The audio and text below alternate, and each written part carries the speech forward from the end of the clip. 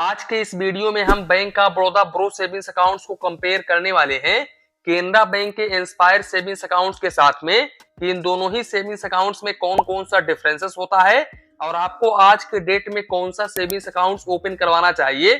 साथ ही साथ इन दोनों ही बैंकों में से कौन सा बैंक सबसे ज्यादा बेस्ट है सेविंग्स अकाउंट्स के लिए। तो वीडियो को बिल्कुल भी स्किप मत करिएगा। वीडियो स्टार्ट करते हैं। अब देखो, अगर हम इस बात के ऊपर चर्चा करें कि इन दोनों बैंकों में से कौन सा बैंक सबसे ज्यादा बेस्ट है, तो अगर हम बेस्ट को लेकर के बात करें तो जाहिर सी बात है जिस बैंक की सर्विस जितनी अच्छी रहेगी वो बैंक उतना ही अच्छा रहेगा। अब देखो, ये दोनों ही बैंक गवर्नमेंट सेक्टर के बैंक हैं, यानी कि सरकारी बैंक हैं, और इन दोनों ही बैंकों में आपको 5 लाख रुपए तक का DICGC इंश्योरेंस देखने को मिल जाता है।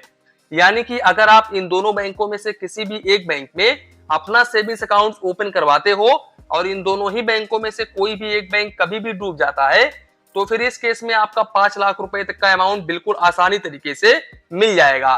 तो यहां तक तो ये दोनों ही बैंक लगभग सेम है। लेकिन अगर हम मोबाइल बैंकिंग एप्लीकेशंस को लेकर के बात करें तो मोबाइल बैंकिंग के मामले में बैंक ऑफ बड़ौदा का mobile banking applications Canara bank से कहीं ज्यादा बेहतर है। हालांकि इतना ज्यादा बेहतर भी नहीं है, लेकिन थोड़ा सा यहाँ पर बेहतर है बैंक ऑफ बड़ौदा का मोबाइल बैंकिंग एप्लीकेशंस। बाकी दोनों ही बैंक काफी शानदार बैंक हैं।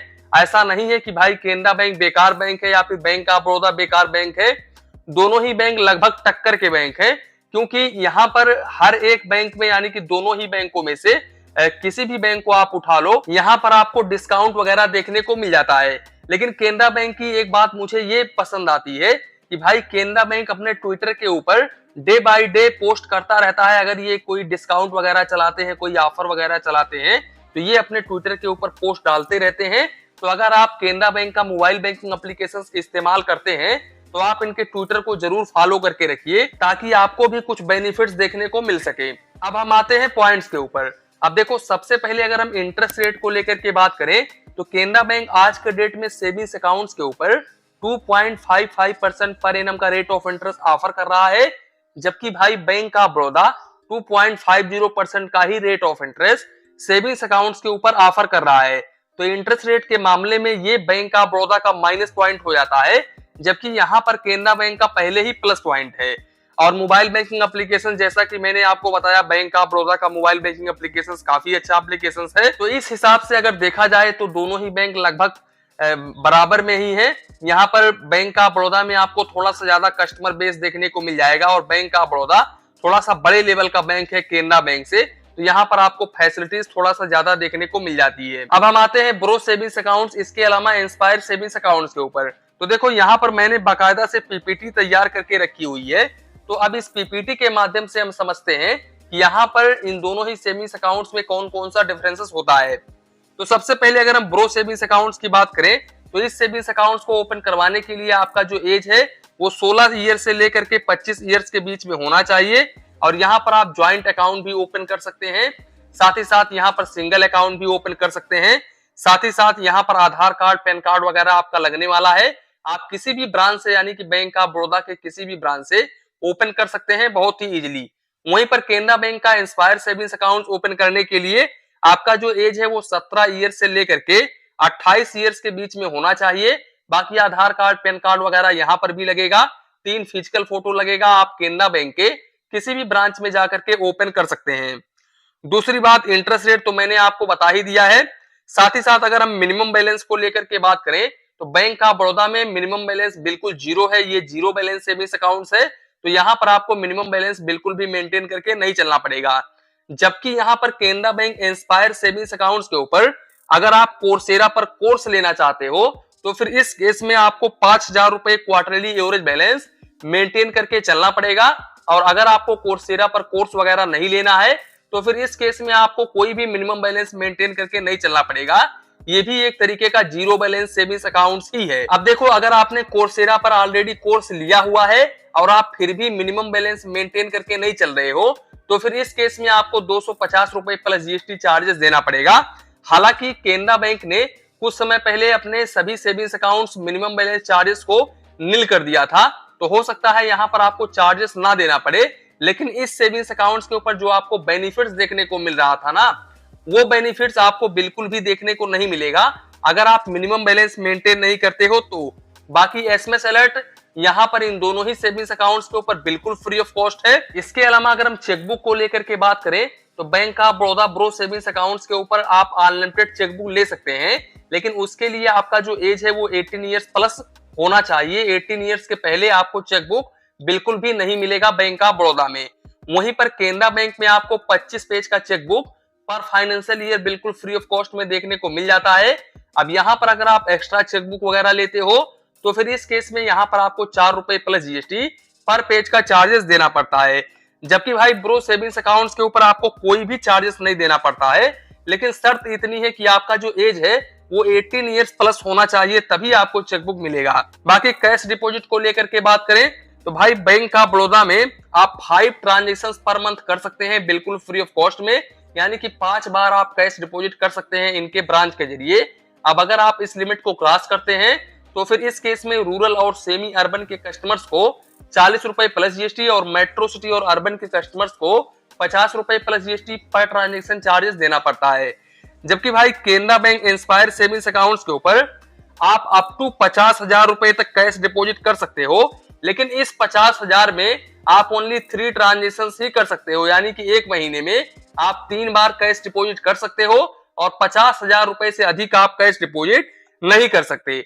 अगर आप इससे अधिक करते हो तो फिर इस केस में आपको 1 रुपीज पर 1000 के हिसाब से चार्जेस देना पड़ता है और मिनिमम आपको 50 रुपए प्लस जीएसटी और मैक्सिमम आपको 5,000 रुपए प्लस जीएसटी तक चार्जेस देना पड़ता है। तो ये थोड़ा सा केनरा बैंक का सबसे बड़ा डिसएडवांटेज है कि यहाँ पर आपको कैश डिपॉजिट लिमिट काफी कम देखने को मिलती है। जबकि भाई कैश विड्रॉवल को लेकर के बात करें तो bank of Baroda bro savings accounts के ऊपर आप ब्रांच के जरिए एक महीने में 5 बार पैसे निकाल सकते हैं बिल्कुल फ्री ऑफ कॉस्ट में। अब अगर आप इस लिमिट को क्रॉस करते हैं तो फिर इस केस में रूरल और सेमी अर्बन के कस्टमर्स को 100 रुपए प्लस जीएसटी और मेट्रो सिटी और अर्बन के कस्टमर्स को 125 रुपए plus GST per transaction charges देना पड़ता है।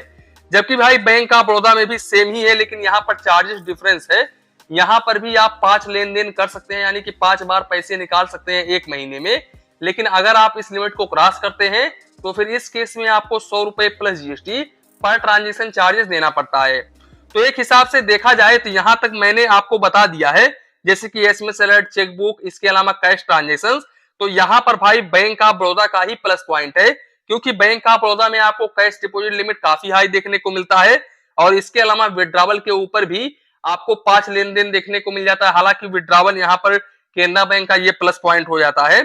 साथ ही साथ एसएमएस अलर्ट तो दोनों बैंकों का सेम है। बाकी minimum balance bro savings accounts के ऊपर 0 है, यहाँ पर भी 0 है।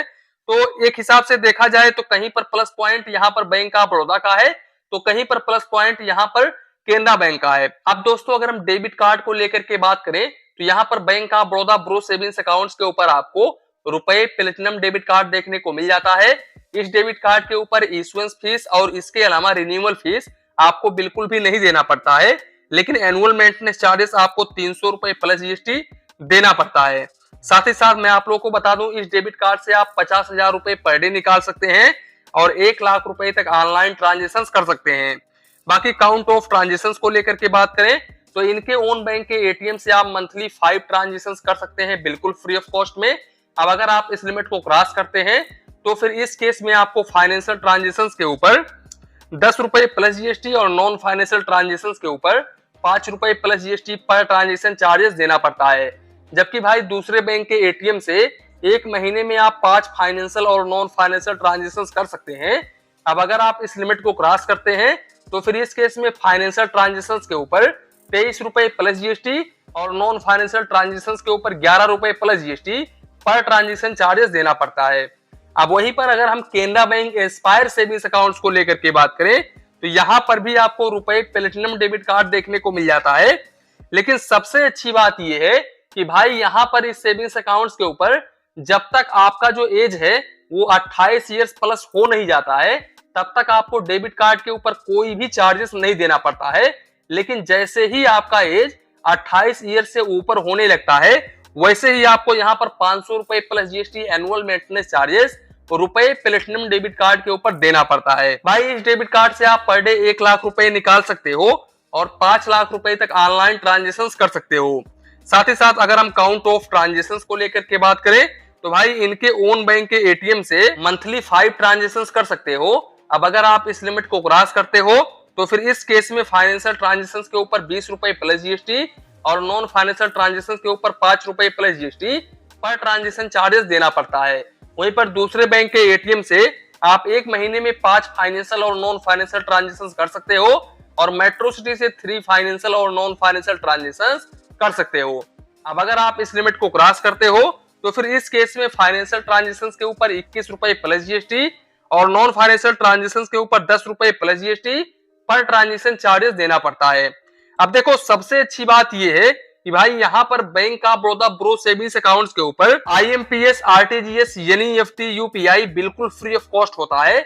यहाँ पर आपको कोई भी चार्जेस नहीं देना पड़ता है, जबकि केनरा बैंक में ऐसा कुछ भी नहीं है। केनरा बैंक में यूपीआई बिल्कुल फ्री ऑफ कॉस्ट होता है, लेकिन यहाँ पर एनईएफटी, आईएमपीएस, आरटीजीएस के ऊपर आपको चार्जेस देना पड़ता है। हालांकि अगर आप मोबाइल बैंकिंग के जरिए एनईएफटी वगैरह करते हैं तो हो सकता है यहाँ पर आपको चार्जेस काफी कम देना पड़े। बाकी अगर हम एक्स्ट्रा बेनिफिट्स को लेकर के बात करें तो देखो यहाँ पर क्योंकि केनरा बैंक का इंस्पायर सेविंग्स अकाउंट एक तरीके का स्टूडेंट सेविंग्स अकाउंट ही है, तो यहाँ पर अगर आप स्टूडेंट लोन के लिए अप्लाई करते हो तो यहाँ पर आपको कंसेशन देखने को मिल जाता है।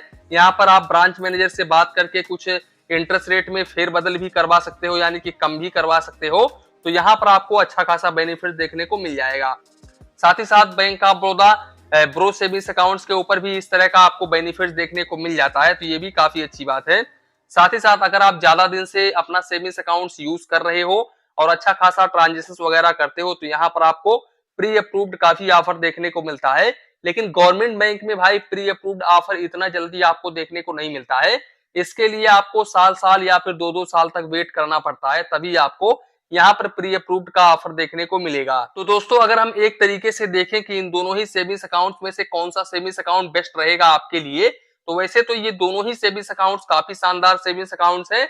आप कोई भी सेविंग्स अकाउंट ओपन करवा सकते हो, लेकिन भाई यहाँ पर कुछ plus point bank of Baroda का भी है तो कुछ प्लस पॉइंट केनरा बैंक का भी है। वैसे मुझे लगता है कि आप कोई भी सेविंग्स अकाउंट ओपन करवा सकते हो। ये वीडियो ओनली एजुकेशन पर्पस बनाया गया है। तो इसी के साथ में वीडियो समाप्त करते हैं। दोस्तों अगर आप इस वीडियो को फेसबुक पेज पर देख रहे हो तो प्लीज अपने फाइनेंस बैंकिंग पेज को फॉलो करो और नोटिफिकेशन बेल को जरूर ऑन करके रखो। और अगर आप इस वीडियो को यूट्यूब पर देख रहे हो तो प्लीज अपने चैनल फाइनेंस बैंकिंग को सब्सक्राइब करो और यहाँ पर वीडियो को लाइक करो। और अगर आपके मन में कोई कंफ्यूजन है, डाउट है तो प्लीज कमेंट बॉक्स में कमेंट करो।